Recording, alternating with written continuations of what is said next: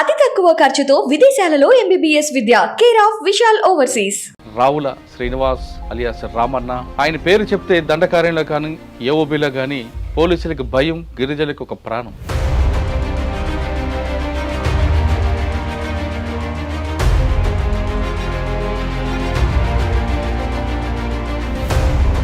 రామన్న గారు ఎలాంటి పరిస్థితుల్లో గ్రామీణ అడవిలోకి వచ్చారు? అడవిలోకి వచ్చిన తర్వాత ఎలాంటి కార్యక్రమాలు చేపట్టారు? ఫారెస్ట్ గార్డ్ వాళ్ళు బాగా ఇబ్బంది పెట్టేది. అంటే అప్పుడు పోడు భూములు, ఫారెస్ట్ అధికారుల వేధింపులతో జాయిన్ అయ్యారా? ఊళ్ళో పెత్తందారులు ఒక్కటి, ఇంకొకటేమో బలవంతంగా పెళ్లిళ్ళు ఎక్కువ, బాల్య వివాహాలు. దండకారణ ఆదివాసీ కిసాన్ మజ్దూర్ సంఘటన అని ఇవి అప్పుడు స్టార్ట్ అయినా. పార్టీలు ఉన్నప్పుడు మహిళలకి సమస్యలు ఉంటాయి, మీకు అలాంటి సమస్యలను ఎదుర్కొన్నారా? ఇట్లా ఉంటే మరి ఇన్ని సంవత్సరాలు నేను ఎట్లా పనిచేసేది? మరి ఆయన ఓ చోట, నేను ఓ చోట. సరే, పార్టీలు మీరు మొట్టమొదటి దాడి ఎక్కడ చేశారండి? మారాయిగూడ గొల్లపల్లి మధ్య. దాంట్లలో 12 మంది పోలీసు వాళ్ళు. ఏ విధంగా, ఎన్ని గంటలు చేశారు, ఎలా చేశారు? ల్యాండ్ మైన్ పెట్టినామన్నా, 25 కేజీల మైన్. అది 12 మంది అక్కడికక్కడికే చనిపోయారు. మీకు బాగా గుర్తుండిపోయిన సంఘటన చెప్పండి. మీరు వెళ్ళి అక్కడ ప్రజలకు అవగాహన కల్పించి వాళ్ళకి మంచి చేస్తామన్నది. బలవంతంగా పెళ్లి అయితే మొత్తమే ఆగిందన్న. సూపర్. మీ ఇద్దరి మధ్య పరిచయం ఎలా పెరిగింది? ముందు మీరు చెప్పారా, అన్న చెప్పారా మిమ్మల్ని పెళ్లి చేసుకుంటారు? మేమిద్దరం పని చేస్తూ పరిచయం అయ్యి పెళ్లి చేసుకుందామని ఆయనే ముందు. మనం ఒక లక్ష్యం కోసం మనము వచ్చేసినాం కాబట్టి లక్ష్యం కోసము పని చేద్దాం, లక్ష్యం కోసమే సస్తాం అన్నాడన్న. డెలివరీ అయినప్పుడు అన్న ఉన్నాడు పక్కన? లేడన్న, సంవత్సరం తర్వాత వచ్చేయండి. అడవిలో ఉండి కూడా రాలేకపోయారా? ఆదివాసీలు, వాళ్ళకి తుపాకులు కూడా తెలియవు. అటువంటి పరిస్థితుల్లో రామన్న తుపాకీ లేకుండా వాళ్ళలో అవగాహన కల్పించడానికి ఏ విధంగా తీసుకొచ్చారు? ఆ సమస్య పరిష్కారానికి ఎలా చేశారు? భూమి పంచడంలో మెయిన్ పాత్ర పనిచేసింది వీళ్ళంతా కూడా. బట్టలు కూడా అప్పుడు వాళ్ళకు తోకలు ఉండేవి. ఆడలేం కదన్న, మాకు ఆయుధం అంటే ఏంటిదో మాకు తెలియదు కదా. మాకు ఓన్లీ ఏంటిది బాణం కూడా మాకు తెలియదు. అక్కడ సల్వార్ జూడం ఏర్పడిన తర్వాత పై దాడులు ఎలా జరిగాయి? సల్వార్ జూడము వచ్చి మొత్తం ఇండ్లను కాలబెట్టడము, అట్లనే ఇంకా మహిళలకు అత్యాచారం చేయడము, ఇంకా ఇండ్లలో ఉన్న మొత్తం ఆస్తికి చంపడం. పోలీసులు చేసేవారా లేదా రాజకీయ నాయకులు వాళ్ళతో చేపించారా? పోలీసు వాళ్ళు కూడా ఉంటారన్న అక్కడ. చేపించారు మా ఆదివాసి, కానీ ఆయన ముందుండి నడిపించి కొన్ని మహిళలకు అత్యాచారం స్వయంగా ఆయనే ఉండి పోలీసు వాళ్ళతో, గుండాలతో. ఛత్తీస్గఢ్లో ఆయన చేసిన దాడి కూడా చెప్పండి. 2010లో జరిగింది చూడన్న, అది 76 మంది. రామన్న మీద భారీ ఎత్తున ₹1 పైగా రివార్డు ప్రకటించారు. అది తీసుకొని బయటకు వచ్చి పిల్లలతో హాయిగా ఉండకుండా మీరు ఇంకా పోరాటాల్లోనే అడవులు ఎందుకు ఉండిపోవాల్సి వచ్చింది? మీకు అప్పుడు మీరు అన్న కలిసి ఉన్నప్పుడు అసలు అన్న చివరి దశ ఎలా జరిగింది? అంటే నేను చనిపోతా, నాకు ఆరోగ్యము దాటింది, నేను ఓడిపోయినా.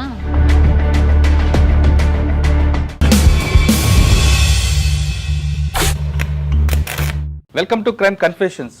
గతంలో గ్రామాల్లో ఉన్న పరిస్థితుల్లోనూ, లేదా భూస్వాములు చేస్తున్న దౌర్జన్యాలకును, లేదా మరికొంతమంది కారణాలతోనూ చాలామంది యువకులు అడవిబాటు పట్టారు. గ్రామాల్లో ఉన్న ప్రజలకి, పేద ప్రజలకి సాయం చేయాలని, బడుగు బలహీన వర్గాల్లో వాళ్ళకి మంచి బాట నడిపించాలని అటువంటి యువకులు అడవిబాటు పట్టి అక్కడ ఎండనక, వాననక, చలనక, రాత్రనక, పగలనక నిత్యం ప్రాణభయంతో ఉన్న పేద ప్రజల కోసం, ఆదివాసీల కోసం వాళ్ళు నిరంతరం కృషి చేశారు. వాళ్ళు ఆ విధంగా అడవి బాట పట్టబట్టే అప్పట్లోనే ప్రభుత్వాల కిందకు వచ్చి బడుగు బలహీన వర్గాలకి, ఆదివాసీలకి, గిరిజనులకి వాళ్ళకి కావాల్సిన మౌలిక సదుపాయాలతో పాటు కొన్ని పథకాల కింద వరకు తీసుకొచ్చాయి. ఆ విధంగా అడుగుబాటు పట్టిన వాళ్ళు కొంతమంది వ్యక్తిగత కారణాలతోనూ లేదా కొంతమంది అనారోగ్య సమస్యతోనూ బయటకు వచ్చేవారు, లేదా కొంతమంది సరెండర్ అవ్వడము, అరెస్ట్ అవ్వడం జరిగేవారు.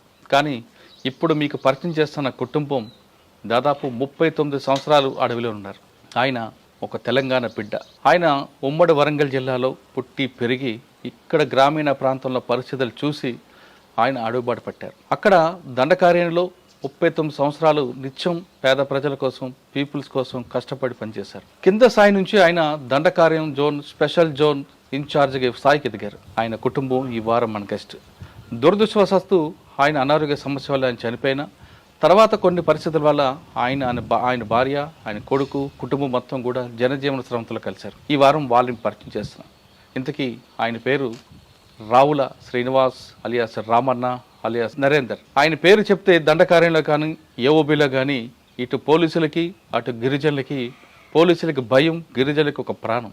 ఆయన చనిపోయిన సరే తర్వాత కూడా ఈ రోజు వరకు కూడా దండకార్యంలో ఆదివాసులు ఆయన ఇప్పటికీ వాళ్ళ గుండెల్లో పెట్టుకుని పూజిస్తుంటారు. అటువంటి వ్యక్తి ప్రజల కోసం ఏ విధంగా కష్టపడ్డారు, ఎలాంటి పరిస్థితుల్లో ఆయన అడుగుబాటు పట్టారు, తర్వాత అక్కడ వాళ్ళ సహజీవనం చేసిన భార్య ప్రస్తుతం మనతో ఉన్నారు. ఆమె పేరు రావుల సావిత్రి గారు. ఆవిడని అడిగి ఎలాంటి పరిస్థితుల్లో రావుల శ్రీనివాస్ గారు ఉండేవారు, అక్కడ పేద ప్రజల కోసం ఆయన చేసిన కార్యక్రమాలు ఏంటి, దండకార్యంలో ఇప్పటికీ ప్రజలు ఆయన్ని మర్చిపోవడానికి ప్రధాన కారణం ఏంటి విషయాల్ని ఆమెను అడిగి తెలుసుకున్నాం. మా నమస్తే.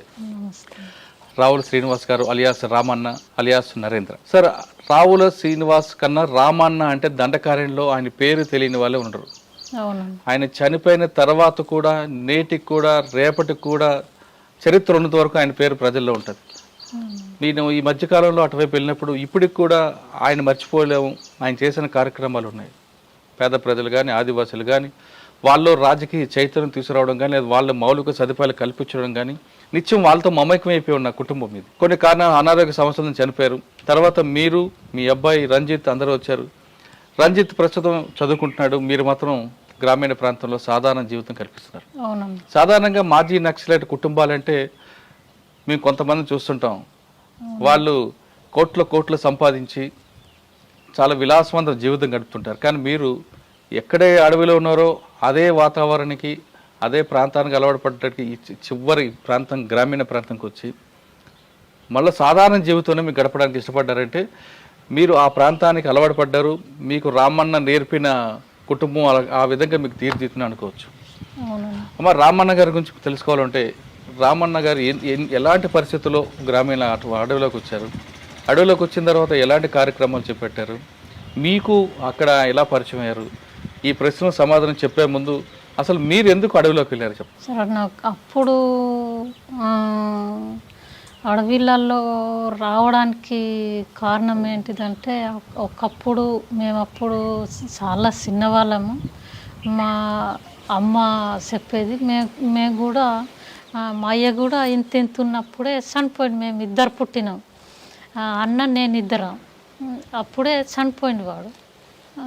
చనిపోయిన తర్వాత ఇంకా మా అమ్మ బాగా ఇబ్బందితో మమ్మలను పెంచింది. నాకు చదువు లేదు, సారం లేదు, ఓన్లీ వ్యవసాయం చేసుకొని బతికి పెరిగిన తర్వాత ఇంకా అప్పటికి కూడా ఇంకా పోడు భూములు కదా, పోడు భూములు కాబట్టి ఇంకా అప్పటికి పోడు భూములు కొట్టొద్దు అని ఫారెస్ట్ గార్డ్ వాళ్ళు బాగా ఇబ్బంది పెట్టేది. ఏం చేసినా, ఈ కట్ట పుల్లలు తెచ్చినా, ఒకవేళ వ్యవసాయానికి అది పోడు భూమి చేసినా, చేసినా కానీ ఇంకా బాగా ఇబ్బంది పెట్టేవాళ్ళు అన్నట్టు. మాది సింతగుప్ప ఊరు, కుంట తానా బెజ్జి బ్లాక్, కుంట, సుక్మా జిల్లా. ఇప్పుడు ఒకప్పుడేమో ఉమ్మడి బస్తర్ జిల్లా ఉండే. బస్తర్ జిల్లా ఉన్నప్పుడే నేను పార్టీలోకి జాయిన్ అయ్యాను. అంటే అప్పుడు పోడు భూములు, ఫారెస్ట్ అధికారుల వేధింపులతో జాయిన్ అయ్యారా?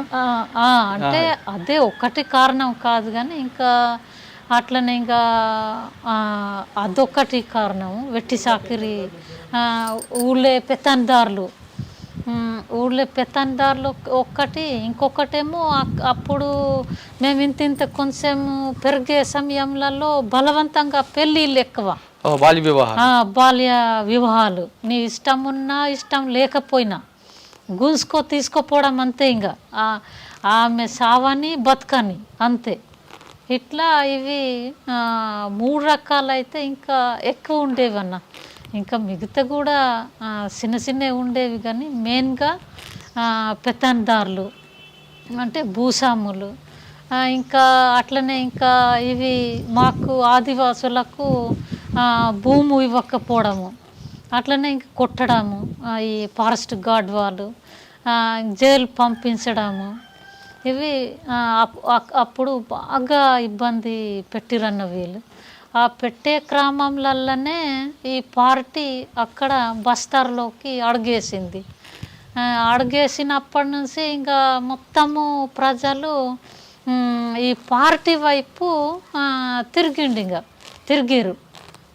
ఈ ఫారెస్ట్ గార్డ్ వాళ్ళకు వ్యతిరేకంగా పార్టీ చేసే కార్యక్రమాలు మంచివే, మా కోసమే అని ఇటు దిక్కు ఈ పార్టీ దిక్కు మళ్ళీ అన్నట్టు మళ్ళీ. ఇంకా అప్పటి నుంచి కేఎంఎస్ అని, అంటే క్రాంతికారి ఆదివాసీ మహిళా సంఘటన అని, అట్లనే ఇంకా పురుషుల సంఘటన డిఏకేఎంఎస్, దండకారణ ఆదివాసీ కిసాన్ మజ్దూర్ సంఘటన అని, ఇవి అప్పుడు స్టార్ట్ అయినా అన్న. దాంట్లలో మేము జైన్ అయ్యాము. అంటే దాని తర్వాత ఇంకా బాలల సంఘటన స్టార్ట్ అయింది, కానీ ఇవేమో ఫస్ట్ స్టార్ట్ అయినాయి. దీంట్లో జైన్ అయ్యి ఇంకా కొన్ని బలవంతంగా పెళ్ళిళ్ళకు వ్యతిరేకించినాము. అట్లనే ఇంకా వ్యతిరేకిస్తూ ఇంకా దాంట్లో ఉండి మెల్లగా పార్టీలోకి వచ్చినామన్న. మా పార్టీలోకి వెళ్ళారు. వెళ్ళినప్పుడు ముందు ఏం చేసేవారు? అక్కడ ఈ ఇంటికాడ ఉన్నప్పుడు పార్టీలలో ఇంకా మాకు కూడా అక్కడ వర్క్ డివిజన్ ఉండేదన్న. మేము మహిళలం కదా, మహిళలకు చూసే వర్క్ డివిజన్ ఉండేది. ఏ ఊళ్ళో పోతే ఆ ఊళ్ళో మహిళలకు మాకు ఏజెండా పెట్టించేది. ఈయనే కమాండర్ కదా అప్పుడు, రామన్నే కమాండర్గా మాకు రిక్రూట్ చేపించింది కూడా ఈయనే. మాకప్పుడు కేఎంఎస్లలో భర్తీ చేసింది కూడా రామన్నే. అట్లా అయ్యి ఇంకా ఏ ఊళ్ళో పోతే ఆ ఊళ్ళో ఇంకా నువ్వు మహిళను కదా, మహిళలతో మాట్లాడాలి, ఇట్లా మాట్లాడే సమస్య ఒకవేళ వచ్చిందనుకో, ఒకవేళ నీకు తెలియదు కదా నేను వచ్చి మాట్లాడతాను అని. ఒకవేళ పెద్ద సమస్య ఉందనుకో ఆయనే ప్రజల ముందు పోయి మాట్లాడేది. నేనేమో కమిటీ పరంగా ఓన్లీ కమిటీ. అట్లనే ఇంకా జనరల్ బాడీ సంఘం అని మొత్తం ఊరంతా మహిళల పేరు ఉంటుంది కదా, అట్లా మాట్లాడుతూ మెల్లగా ఇంకా నేను పార్టీ సభ్యత్వము పొందినానన్న. దాని తర్వాత పార్టీ సభ్యత్వం పొందిన తర్వాత ఇంకా మెల్లగా ఏరియా కమిటీ సభ్యుడిగా ఎదిగినానన్న. ఎప్పుడు అంటే 1997 లాస్ట్ ఏరియా కమిటీలోకి వచ్చేసిన. ఇంకా దాని తర్వాత ఇంకా ఈ 1998 జనవరి నుంచి నేను గర్భిణి. సరే, అక్కడి వరకు వెళ్ళకముందు పార్టీలు ఉన్నప్పుడు మహిళలకి సమస్యలు ఉంటాయి.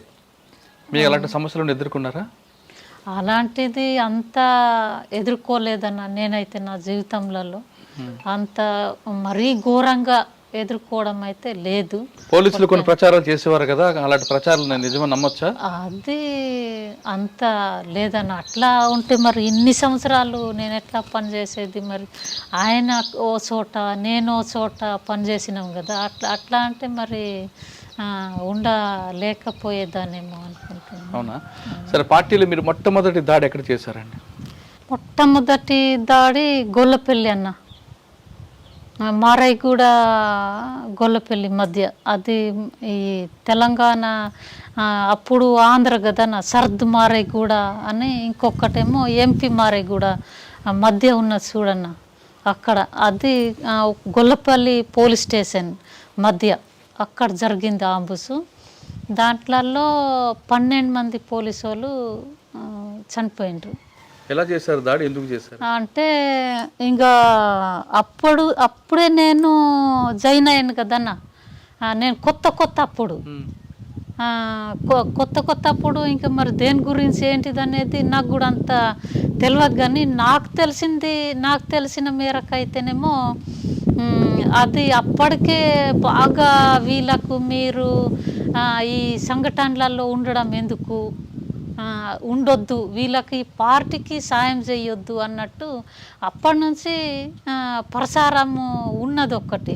ఎప్పటికీ జైలుకి తీసుకుపోవడము అట్లనే, ఇంకా అప్పుడేమో చంపుడు ఉన్నది కానీ అంతా లేకుండే, కానీ జైలు పోవడు గుద్దడము ఇవైతే బాగా అప్పటికే ఉన్నది. దాని గురించి అప్పుడు చేసిరు అనుకుంటా. నాకు కూడా నేను అప్పుడే కొత్త కదా జాయిన్ అయ్యాను పార్టీలో. ఏ విధంగా, ఎన్ని గంటలు చేశారు, ఎలా చేశారు? అంటే ల్యాండ్ మైన్ పెట్టినామన్నా, 25 కేజీల మైన్. అది ఒక్కసారి పేలిస్తే మొత్తము 12 మంది అక్కడికే చనిపోయారు. ఎస్ఎల్ఆర్ ఈ తుపాకులేమో 14 దొరికినాయి అప్పుడు. తర్వాత ఇంకేం చేశారు? మీరు ఎప్పుడు తప్పించుకున్నారా దాడి నుంచి? అయితే ఇంకా ఎందుకంటే మీరు ఆ దాడి చేసినప్పుడు పోలీసులు కూడా ప్రతిదాడి చేస్తారు. తర్వాత ఎప్పుడైనా అటువంటి దాడుల నుంచి తప్పించుకున్నారా? చాలా సంఘటనలు. చెప్పండి. ఒక్కటేమో ఇక్కడ ఈ 2003 అనుకుంటాను, కల్మెల్ అంటే అది మేము పోయేటప్పుడు ఆంబుస్ కూర్చున్నారు అన్న, అక్కడ మిస్ అయిపోయింది ఒకటి. ఇంకొకటేమో 2015 ఇక్కడ కోడెపల్లి, ఈ బిజాపూర్ జిల్లా, అక్కడ కూడా కొంచెం మిస్ అయింది. ఫైరింగ్ అయింది కానీ మాకెవ్వరికి ఏం కాలే. అమ్మా, మీరు ఇన్ని సంవత్సరాలు లోపల ఉన్నారు కదా, ఎప్పుడైనా ఇంటి వైపు వెళ్దామని అనిపించలేదా? ఎందుకంటే మీరు కూడా వాళ్ళతో పాటు నడక జర్నీగా నడుస్తూనే ఉంటారు కదా, మీకు అటువంటి సమస్యలు బాధలు ఏం రాలేదా? అంటే మాకు ఎప్పటికీ లోకలే కదన్న, మాదేదో టౌనో లేకుంటే సిట్టో అలాంటిది కాదు కదన్న. ఎప్పుడెప్పుడు ఇంకా అక్కడ ఊళ్ళో వెళ్ళినప్పుడు అట్లా కుటుంబాన్ని పిలిచి ఇంకా కాసేపు అందరితో పాటుగా మాట్లాడేది, కానీ ఎప్పటికీ పోయేది లేకుండే. మీరున్న టైంలో భూస్వాముల వ్యవస్థ, తర్వాత బాల్య వివాహాలు ఇవన్నీ జరుగుతుండేవి, అందుకే మీరు లోపలికి వెళ్ళారు. లోపల ఉన్నప్పుడు గ్రామీణ ప్రాంతంలోకి వెళ్ళి ఆదివాసులకి బాల్య వివాహాలు తప్పు అన్నది అటువంటివి ఏమి చెప్పారా? వాళ్ళకి అవగాహన కల్పించారా? కల్పించినాము, కొన్ని పరిష్కరించినాము కూడా. అప్పుడు మీకు బాగా గుర్తుండిపోయిన సంఘటన చెప్పండి, మీరు వెళ్ళి అక్కడ ప్రజలకు అవగాహన కల్పించి వాళ్ళకి మంచి చేసామన్నది. మంచి చేసినామంటే ఇది పెళ్ళి అయితే, బలవంతంగా పెళ్ళి అయితే మొత్తమే ఆగిందన్న. సూపర్. అదైతే వాస్తవము. ఎక్కడో ఒక్క చోట కొంత ఉంది కానీ ముందంతా అయితే విపరీతంగా లేదు. భూముల గొడవలు కానీ, అంటే ఈ ఊరు మధ్య ఆ ఊరు మధ్య అలాంటివి కూడా వాళ్ళు చంపేది ఉండే. అది కూడా అంత చంపకుండానే అది కూడా కంట్రోల్ అయింది. చంపొద్దు, మీరు మనుషులే వాళ్ళు మనుషులే కదా, మీరు బతికే మనుషులు వాళ్ళు బతికే మనుషులు, అందుకే చంపొద్దు, గుద్దొద్దు. ఒకవేళ మీరు పరిష్కరించగలిగే శక్తి ఉంటేనేమో మీరు చేసుకోండి, లేదు మాకు పార్టీ కావాలి పరిష్కరించాలంటేనేమో అట్లా చేసుకోండి, కానీ ఇట్లా చెయ్యొద్దని అవగాహన కల్పించినామని. దాంట్లో కూడా కొంత మార్పు ఉంది. అంటే ప్రజలకు కూడా విశ్వాసం అయితే పార్టీ మాకు ఇది ఒక రకంగా మాకు అవగాహన కల్పించింది అనేదైతే ఉందన్న. మరి జనసేన సర్కార్ దాని గురించి చెప్పండి.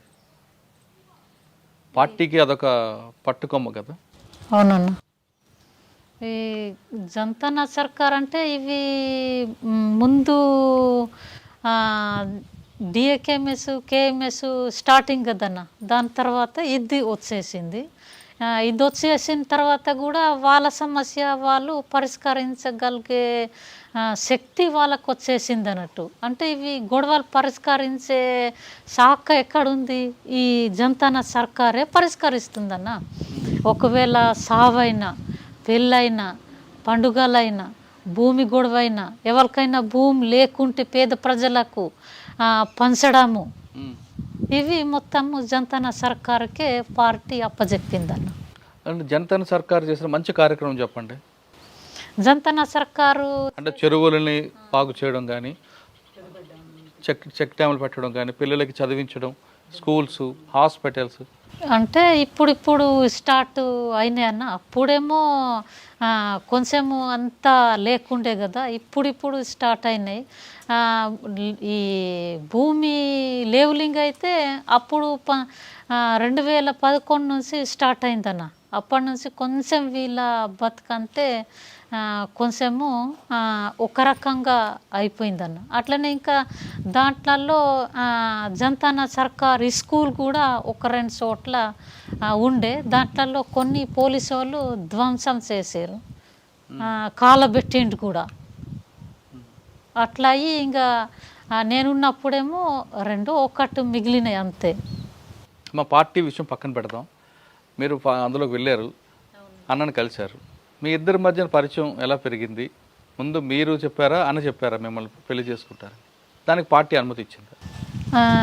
అంటే మేమిద్దరం పనిచేస్తూ పరిచయం అయ్యి పెళ్లి చేసుకుందామని ఆయనే ముందు అడ్వాన్స్ వేసిండు.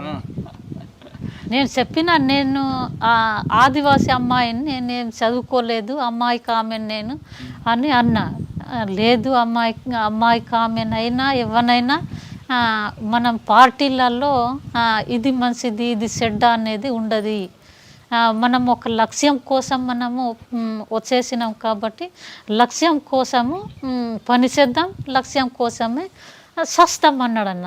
ఆ మాట అయితే వాస్తవం. దాన్ని నేను లోబడి వానికి ఒప్పుకున్నాను.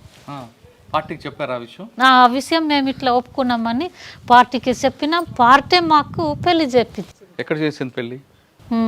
ఈ కుంట ఏరియాలోనే చేసిందన్న. పెళ్ళి బాగానే జరిగింది అప్పుడు?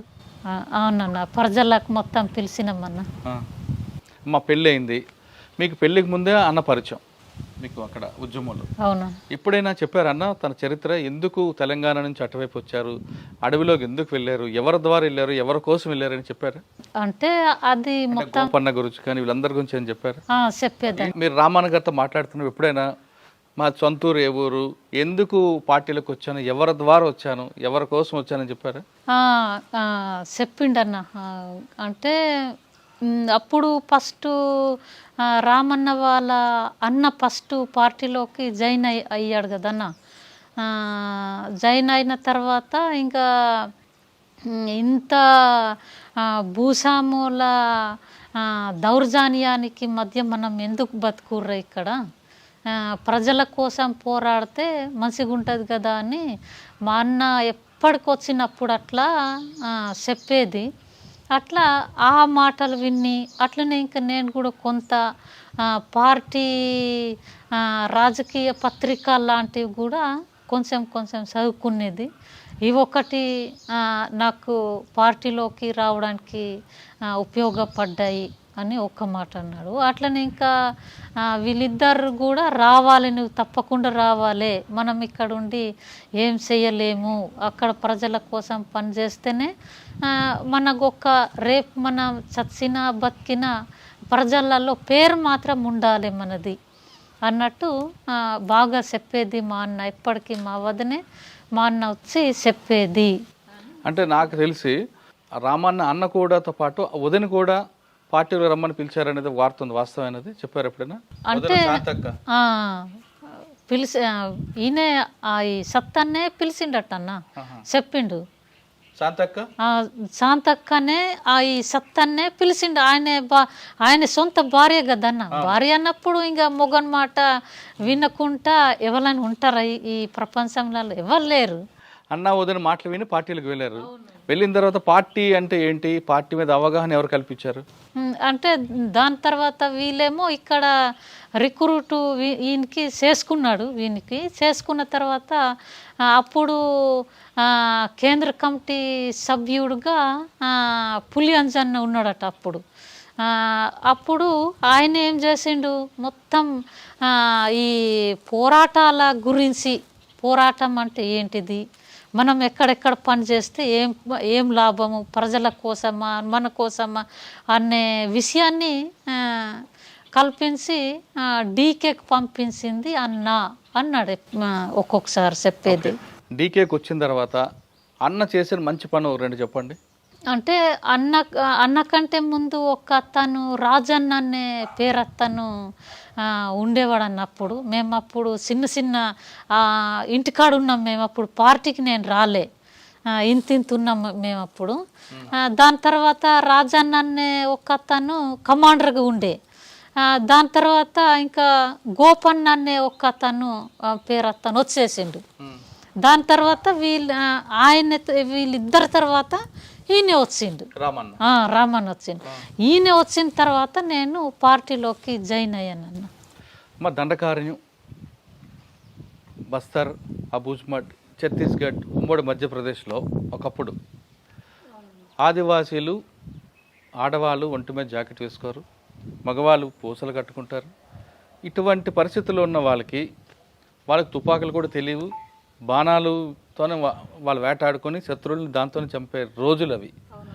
అటువంటి పరిస్థితుల్లో రామన్న తుపాకీ లేకుండా వాళ్ళలో అవగాహన కల్పించడానికి ఏ విధంగా తీసుకొచ్చారు? ఆ సమస్య పరిష్కారానికి ఎలా చేశారు? అంటే మెయిన్గా ఈ భూమి ఎక్కువ పంచిండన్న. భూమి పంచడంలో మెయిన్ పాత్ర పనిచేసింది వీళ్ళంతా కూడా. దాని తర్వాత మొత్తం ఫారెస్ట్ గార్డ్ వాళ్ళు మొత్తము ఎక్కడోళ్ళక్కడ సెంటర్కు వెళ్ళిపోయారు కదన్న, ఉండొద్దు ఇక్కడ అని. అట్లా అయ్యి ఇంకా భూము ఎక్కడిది అక్కడ కొన్ని వేల ఎకరాలు పంపిణీ చేసిండు. అంటే ఇంకా మొత్తం పార్టీతో భాగంగా ఈయన కూడా ముందుండి మొత్తం ఎక్కడిదక్కడ పంచిచ్చిన తర్వాత అది అయిపోయింది. అయిపోయిన తర్వాత మళ్ళీ మార్చాలి కదన్న బట్టలతో పాటుగా. బట్టలు కూడా అప్పుడు వాళ్ళకు తోకలు ఉండేవి, ఇప్పుడు తోకలు లేవు. ఎవరో ఒకళ్ళు తోక పెట్టుకుంటున్నారు. ఆదివాసులం అంటే మేము తోక వాళ్ళమే అన్నట్టు అట్లా చిన్నగా ఉండేది అన్నట్టు. అంటే అప్పుడు ఉన్న పరిస్థితి కూడా అంత కొంచెము డ్రెస్ కూడా మంచిగా తొడగాలనేది ఏం లేకుంటే కదన్న. ఓన్లీ అప్పుడు వెట్టి చాకిరి కూడా ఎక్కువ ఉండేది. అదొక్కటి మొత్తం తగ్గింది. ఒక్కొక్కటేమో ఈ వాళ్ళ మధ్య గొడవలు, అంటే భార్య భర్తల గొడవలు, ఇంకేవేవో కుటుంబం గొడవలు ఉంటాయి కదన్న, అవి పరిష్కరించడము. గవర్నమెంట్ దగ్గర పోకుండా చంపింది గుద్దింది ఏది కూడా కేసు. అట్లనే ఇంకా బ్యాంకు లోను తీసుకుంటారు చూడన్న కొన్ని వ్యవసాయం వాళ్ళు, అవి కూడా మొత్తము బ్యాంక్ వడ్డీ మొత్తం రద్దు అయిపోయిందన్న. ఇది వీటికి చూసుకొని బాగా ప్రజలు ఇన్స్పైర్ అయినరు అన్న. అవును, ఒకప్పుడు పార్టీ అనుకూలం లేని పరిస్థితి, అది దండకార్యం. అనుకూలం లేని వాతావరణంలో పార్టీ నిర్మాణం ఎలా తీసుకొచ్చారు? అంటే ఇంకా ఈ దీంట్లో అంటే ఒక పక్క పోలీసు నిర్బంధం ఉంటుంది, మరోపక్క భాష సమస్య ఉంటుంది, మరోవైపు ఆర్థిక సమస్య, ఆయుధాల సమస్యలు ఉన్నాయి. ఇన్ని సమస్యల మధ్యన పార్టీ నిర్మాణాన్ని ఏ విధంగా ఆయన నిర్మించారు? అంటే ఇవి పంచుతూ చేసే క్రమంలో పార్టీకి కూడా వాళ్ళు సాయం చేయడానికి బాగా ఇష్టపడ్డారన్న. ఒకప్పుడేమో అన్నం కూడా సరిగా పార్టీకి పెట్టకపోయే వాళ్ళట. మేము అప్పుడు చిన్న ఉన్నాము. ఆయన ఎప్పుడెప్పుడు మాకు తీరి చెప్పేవాడు అన్నట్టు. కూర కూడా ఉప్పు ఒక్కొక్కసారి దొరికేదట, ఒక్కొక్కసారి ఏమో గంజి దాంట్లో కొంచెం ఉప్పు వేసి తెచ్చేవాళ్ళట. దాని తర్వాత ఇంకా ఇవి ఈ పని ఇప్పుడు చెప్పిన కార్యక్రమాలు ఎప్పుడు స్టార్ట్ చేసిండో అప్పటి నుంచి మా కోసమే వీళ్ళు పని చేస్తున్నారు, అందుకే పెట్టేది మేమే, బాధ్యత మాదే, ఈ వాళ్ళకు రక్షించడం కానీ బతికించేది కానీ ఇదన్నీ కూడా మాదే బాధ్యత అన్నట్టు తీసుకున్నారు. అప్పటి నుంచి కొంచెము పార్టీకి డబ్బు అందించేది పెరిగిందన్న, డబ్బు అందించేది పెరిగింది ఒకటి, ఆమునేషన్ కొనేది కూడా అప్పుడు కొంచెము స్టార్ట్ అయిందన్న. అప్పుడు ఆమునేషన్ కొనేది స్టార్ట్ అయ్యి ఇంకా పోలీసులకు ఒక రెండు చోట ఆంబుజ్ చేసుకొని ఒకటి రెండు దొరికినప్పుడల్లా ఇంకా మెల్లగా ఆయుధం అనేది కొంచెము ఒకటి రెండు అక్కడక్కడ ఇచ్చిరన్న. నాకు తెలిసిందైతే. మీకు ఇచ్చారు ఆయుధం? మాకు కూడా ఇచ్చిండన్న. అంటే నాకు ఇంకా మేము ఆడలేం కదన్న, మాకు ఆయుధం అంటే ఏంటిదో మాకు తెలియదు కదా, మాకు ఓన్లీ ఏంటిది బాణం కూడా మాకు తెలియదు. అక్కడ మా ఆదివాసీలలో అయితే మాకు అమ్మలు చిన్నప్పుడు నేర్పించేది ఏం నేర్పిస్తారంటే ఇంతింత మట్టి ఇట్లా ఇంతింత దిబ్బ చేసుకొని ఇంతింత కట్టతో దంచించే పని నేర్పిస్తారు అన్నట్టు. అట్లా అయ్యి మాకు తుపాకులు ఎక్కడ కాల్చేది వస్తుంది. పురుషులు అంటేనేమో ఏం చేస్తారు, వాళ్ళకేమో బాణాలు నేర్పిస్తారు. అట్లా దానికి కూడా అట్లా కాదు, మహిళలకు కూడా ఈ బాణాలు లాంటివి నేర్పించాలి అనేది కూడా ఒక అవగాహనగా చెప్పి ఇంకా ఈ సంఘటనలలో ఇవి కూడా మొత్తం పొలిటికల్ పరంగా జోడించి మాట్లాడిపించి దీంట్లో పార్టీలలో జాయిన్ చేసి ఇంక జాయిన్ అయిన తర్వాత ఇంకా తుపాకులు ఎట్లా కాల్చాలో ఇవి స్టార్ట్ అయినాయి. తుపాకులు పక్కన పెడదాం కాసేపు. రాజకీయ తరగతులు ఎలాంటి పుస్తకాలు చదివించేవారు మీ చేత? మార్క్సా, లెనిన్నా, స్టాలిన్వా, ఏ బుక్స్ ఎక్కువగా చదివారు? 5 రాసింది మెయిన్గా చెప్పేదన్న అంటే Marx, Engels, Lenin, Stalin, Mao రాసింది విచారధార ఎక్కువ వచ్చేది. ఇంకా 4దేమో సెకండ్ వచ్చేదన్న. ఇవన్నీ కూడా రోజు ఉండేవా తరగతులు? రోజు ఉంటుందన్న. ఎన్ని సంవత్సరాలు అలాగా గడిపారమ్మా? అంటే చదువా లేకుంటే చదువు కదా, పార్టీలో ఆయన సహచరుడు కదా. అంటే 1993 జనవరి మా పెళ్ళి అన్న. అంటే అప్పటి నుంచి స్టార్ట్ చేస్తే 2019 డిసెంబర్ 7 దాకా. మీకు బాబు ఎక్కడ పుట్టాడు? అడవిలలోనే పుట్టిండన్న. అడవిలోనే డెలివరీ అయ్యారా లేదా హాస్పిటల్ కన్నా వచ్చారా? లేదన్న, ఊర్లే. డెలివరీ అయినప్పుడు అన్న ఉన్నాడు పక్కన? లేడన్న, సంవత్సరం తర్వాత వచ్చేయండి. అవునా? అవును. అడవిలో ఉండి కూడా రాలేకపోయారా? ఆయనే ఎక్కడ మాడెక్కడ, నేను ఇక్కడ దక్షిణలలో. దక్షిణ అంటే ఇది సుక్మా జిల్లా, ఆయన కాంకేర్ జిల్లా. మేము అప్పటి నుంచి ఇప్పటిదాకా కూడా సంవత్సరానికి 2 సంవత్సరాలకు వచ్చేదన్న. మేము ఎప్పటికీ కలిసి ఉండింది లేదు. ఎందుకంటే ఆయన బాధ్యత వేరు కదా, కేంద్ర కమిటీ సభ్యుడు ఒకటి, రాష్ట్ర కమిటీ కార్యదర్శి ఒకటి, అట్లనే ఇంకా ఆల్టర్నేట్ జనతాన సర్కార్ అధ్యక్షుడు బాధ్యత తీసుకున్నాడు ఒకటి, ఇంకా ఇవన్నీ స్పెషల్ జోనల్ కమిటీ కార్యదర్శిగా ఉన్నాడు. ఇవన్నీ బాధ్యత చేస్తూ నా దగ్గర వచ్చేసరికి సంవత్సరంన్నర 2 సంవత్సరాలు పట్టేదన్న. అమ్మ అడవిలోకి వెళ్ళావు, అడవిలోనే బిడ్డను కన్నావు. అడవిలో చూసి అన్న ఏమన్నాడు బిడ్డను చూసి? ఆయన్ని అక్కడే ఉంచుదాం అనుకున్నాడా లేదు పట్టణానికి పంపించి చదివిపిద్దాం అనుకున్నాడా? చదివిపిద్దామని అనుకున్నాడన్న. అట్లనే ఇద్దరము చదివించినాము. చదివిద్దాం అనుకున్నారా? అది ఉద్యమంలో మీతో పాటు తీసుకొచ్చి ప్రజలకు పీపుల్స్కి అంకితం చేద్దాం అనుకున్నారా? చదివించి అక్కడనే అంకితం చేపిద్దాం అనుకున్నామన్నా. అంటే ఇంకా తర్వాత ఆరోగ్యము బాగా లేకుండా అయిపోయి ఇంకా అంటే మీ బాబు అడవిలో ఎక్కడెక్కడ చదివాడు? అంటే ఛత్తీస్గఢ్లలోనే చదివించినామన్న కుంట బ్లాక్ ఉంటుంది కదన్న, కుంట టౌన్లలోనే చదివించిన సిటీలో. అంటే కుంటలో చదువుతున్నప్పుడు మరి పోలీసులు తెలీదా? అప్పుడు అంత లేదు కదన్న, 2005-6 నుంచి మా మీద ఎక్కువ టార్గెట్ కదన్న. దాని అంతకుముందు అంత లేకుండే కదా. దాని తర్వాత నుంచి సల్వాజుడం ఎప్పుడు స్టార్ట్ అయిందో అప్పటి నుంచి ఓ ఫుల్లు పెరిగింది అన్నట్టు. అమ్మ, అప్పుడు అక్కడున్న పరిస్థితులు చెప్పావు, పార్టీ నిర్మాణాన్ని ఎలా తీసుకొచ్చారు, ఆదివాసీలకి పార్టీ మీద అభిమానంకి రావాలో అన్న ఏం చేశారు అనే విషయం చెప్పావు. మీరు అప్పుడప్పుడు కలిశారు, మీ బిడ్డని కూడా కుంటలో చదివించారు. సల్వార్జుడం ఏర్పడిన తర్వాత పై దాడులు ఎలా జరిగాయి, ఆ ఒత్తిడి ఎలాగుండేది, నిర్బంధం ఎలాగుండేది? అంటే అప్పుడు ఎట్లా జరిగిందంటే సల్వాజుడము వచ్చి మొత్తం ఇండ్లను కాలబెట్టడము, అట్లనే ఇంకా మహిళలకు అత్యాచారం చేయడము, ఇంకా ఇండ్లలో ఉన్న మొత్తం ఆస్తికి తీసుకుపోవడము, ఎంత తీసుకుపోగలిగితే అంత తీసుకుపోవడము, మిగతాది మొత్తం కాలబెట్టిపోవడము, సంపడం. పోలీసులు చేసేవారా లేదా రాజకీయ నాయకులు వాళ్ళతో చేయించారా? పోలీసు వాళ్ళు కూడా ఉంటారన్న అక్కడ. అంటే ముఖ్యంగా పోలీసు వాళ్ళే ముందుండి చేపించారు. మహేంద్ర కర్మగాడే ముందుండి నడిపించిండు. ఆయనే మా ఆదివాసి, కానీ ఆయనే ముందుండి నడిపించి ఇవన్నీ జరిపించిండు. దాని వ్యతిరేకంగా ఇంకా కొన్ని కార్యక్రమాలు పార్టీ తీసుకున్నది. అంటే ఆయన మీద దాడి పార్టీ నిర్ణయమా, అనుకోకుండా సంఘటనగా? ఒకవేళ నిర్ణయం అయితే ఎలా తీశారు? ఎవరి మీద దాడి? మహేందర్ కర్మ మీద. అంటే ముందు నుంచి కూడా అప్పుడు 1991-90 నేను అప్పటికి పార్టీలలో నేను పోలేదు.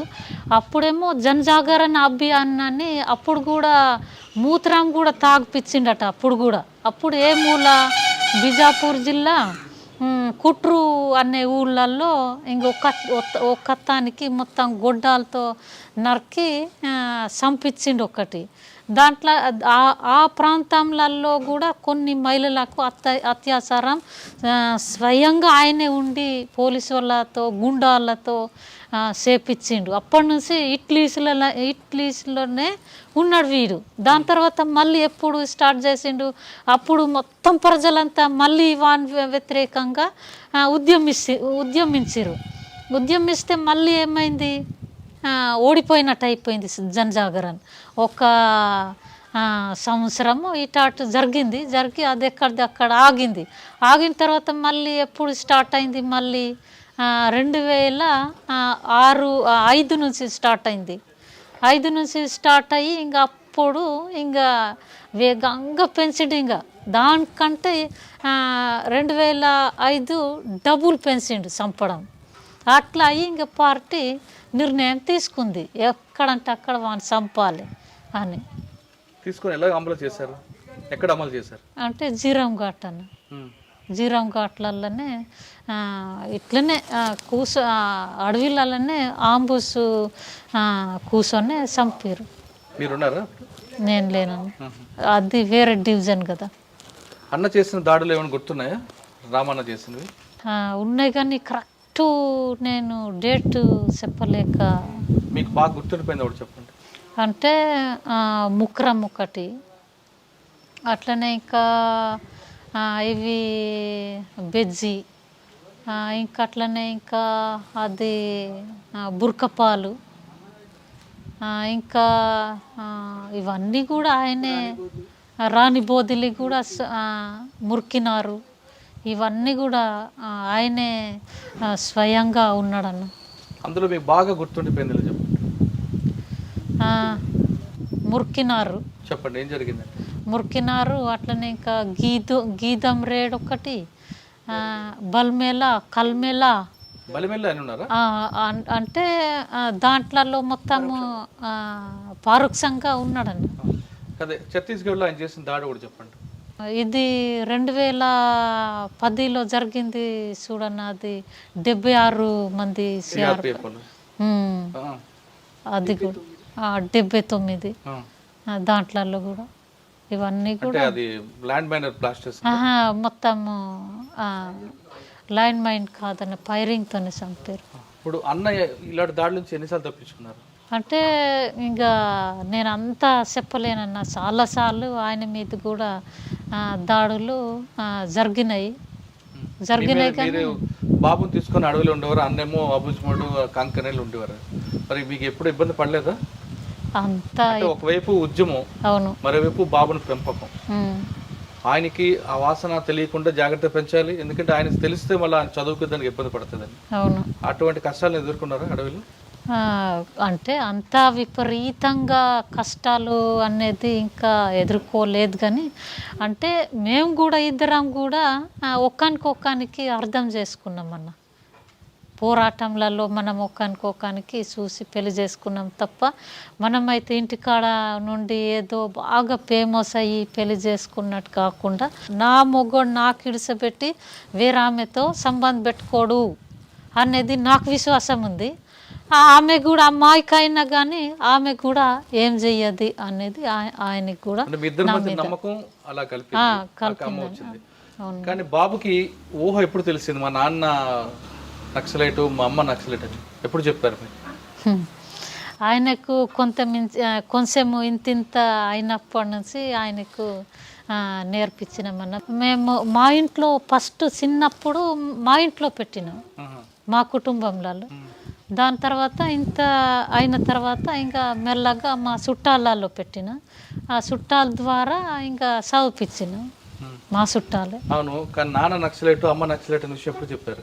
2006 నుంచి కొంచెం ఆయనకు తెలివి వచ్చేసింది. అప్పుడు ఇంకా మరి చిన్నోడు కదా. ఆయన అప్పుడు ఏమన్నాడు? నేను కూడా వస్తానన్నాడా, లేదు నువ్వు వెళ్ళి పట్టణంలో చదువుకుంటాన్నాడా? 2000 అప్పుడు కాదు, తర్వాత క్రమేపీ పెద్ద అవుతాడు, అందరూ చెప్తారు రామన్న కొడుకు అనగానే ఒక గుర్తింపు వచ్చింది. అవును. నేను కూడా నాన్న బాటలో వెళ్తానన్నాడా, లేదమ్మా నేను వదిలిపెట్టి నేను కూడా చదువుకుంటాను బయటకు వెళ్తానన్నాడా? అప్పుడు ఇంకా రాజకీయ పరంగా ఇంకా ఆయనకు అంత అవగాహన లేదు కదన్న. ఇంకా తర్వాత ఇంకా 15-16 వయసు వచ్చిన తర్వాత ఇంకా కొంచెం నేను కూడా ప్రజల కోసం పనిచేస్తా అనేది కొంచెం వచ్చేసింది. అట్లా ఇంక దాని అంతకుముందేమో ఎట్లా చేయాలనేది ఆయనకు చిన్నతనం కదన్న. అట్లా అయ్యి అంత అంటే 2015-16లో పార్టీ వైపు నేను కూడా వస్తానని ఆయన, అవును, దాంతో పాటు వస్తాను. వచ్చిన తర్వాత ఆయన ఏం చేశారండి పార్టీలో మీ అబ్బాయి? అప్పుడు అంటే అప్పటికి ఆయనకు స్టడీ నేర్పించినాము, రాయడము, అట్లనే ఇంకా చదవడము. అక్కడ కూడా బడి నేర్చుకున్నాడు కానీ పొలిటికల్ పరంగా ముఖ్యంగా అది నేర్పించడం స్టార్ట్ చేసినాం. అట్లనే ఇంకా కొంచెం ల్యాప్టాప్, టైపింగ్ పార్టీ తరపున ప్రెస్ నోట్లు కూడా ఆయన ఇచ్చేవారు కదా. ఇంకా కొంచెం దాని తర్వాత ఇంకా ఆయనే డీకే కార్యదర్శి కదన్న. అట్లా ఇంకా కొంచెం వర్క్ అట్లా చేపించేవాడు. సరే అమ్మా, ఎప్పుడైనా తండ్రి కొడుకు మీరు ఎప్పుడైనా కలుసుకున్నారా? ఆయన అన్నేమో అటు మీరు ఇటు మధ్య కలిసేవాళ్ళం. నాన్న చూసాక అబ్బాయి అనేవాడు, కొడుకుని చూసి తండ్రి అనేవాడు. మేము ముగ్గురం కలిసినామంటే ఇంకా కొంచెం ఉంటుంది కదన్న, సంతోషంగా. ఎప్పుడు కలిసేవారు? సంవత్సరానికి ఒకసారి? అంటే ఒక్కొక్కసారేమో సంవత్సరం అయ్యేది కానీ ఒక్కొక్కసారేమో ఇంకా మధ్య వచ్చేది 6 నెలలకు ఒకసారి. ఎంత అన్నదైనా ఎంత అడవిలో ఉన్నా వాళ్ళకి తండ్రికి కొడుకు చూడాలని ప్రేమ ఉంటుంది, తల్లిగా నీకు ప్రేమ ఉంటుంది. ఆ అబ్బాయి కూడా నాన్న అమ్మతో తిరగాలని సంతోషం ఉంటుంది. ఎంతైనా వాళ్ళు ఆ రక్త సంబంధం అన్నది దాన్ని ఎవరు కాదని లేవు. ముగ్గురు కలిసినప్పుడు ఆ సంతోషం ఎలా కలిపాడు? ఎందుకంటే ఎప్పుడో 6 నెలలకో సంవత్సరమో కలిసేవారు కదా. అంటే అట్లా కలిసిన కానీ మాకు మొత్తము ఇద్దరు కూర్చోబెట్టి మనము ప్రజల కోసం పని చేయాలి అనేది బాగా చెప్పేవాళ్ళ. మనము అంటే ఇంకా మనము కుటుంబంలాగా ఎప్పటికీ మనకు ఒకే చోటు ఉండడానికి అవకాశం దొరకదు కదా. పోరాటం కాబట్టి పోరాటం లాగానే అనేది మాకు ఎప్పటికీ ఉద్దేశించి అవగాహన కల్పించేదన్న. పార్టీల మధ్యలో అక్కడ ఒక వార్త ఉండేది, ఛత్తీస్గఢ్లో తెలుగు వాళ్ళు వచ్చి మా మీద పెత్తనం చేస్తారు అనేది ఒక వార్త ఉండేది, వాస్తవం అంటారా? అది తప్పన్న. మేము అందరం మరి మేము కూడా తెలుగు వాళ్ళకే పెళ్లి చేసుకున్నాం కదా, మరి అట్లా అనుకుంటే మరి మేము కూడా వద్దనే వాళ్ళం కదా. అంటే ఎక్కువ మంది అంటే కింద కమిటీ నుంచి సెంట్రల్ కమిటీ వరకు తెలుగు వాళ్ళే ఉన్నారు, వాళ్ళ పెత్తనం ఏంటి అనేది ఆదివాసీల మధ్యన ఒక చిన్న విభేదం వచ్చింది అన్నారు, వాస్తవం కాదైతే? అది సాధారణంగా 72 మంది చంపిన తర్వాత రామన్న మీద భారీ ఎత్తున ₹1,00,00,000 పైగా రివార్డు ప్రకటించారు. అది తీసుకొని బయటకు వచ్చి పిల్లలతో హాయిగా ఉండకుండా మీరు ఇంకా పోరాటాల్లోనే అడవులు ఎందుకు ఉండిపోవాల్సి వచ్చింది? అది మాకిప్పుడు ఆయన రివార్డు ఎందుకు, కానీ మాకే ఇప్పుడు లేదు కదా. అప్పుడే మీరు అన్న బతుకున్నప్పుడే ఎందుకు బయటకు రాలేకపోయారు? ఏమన్నారు, నేను ఆయన కేంద్ర కమిటీ సభ్యుడు, ఆయన రాష్ట్ర కమిటీ కార్యదర్శి, ఆయనకి పోదామని నేను ఎట్లా అంట.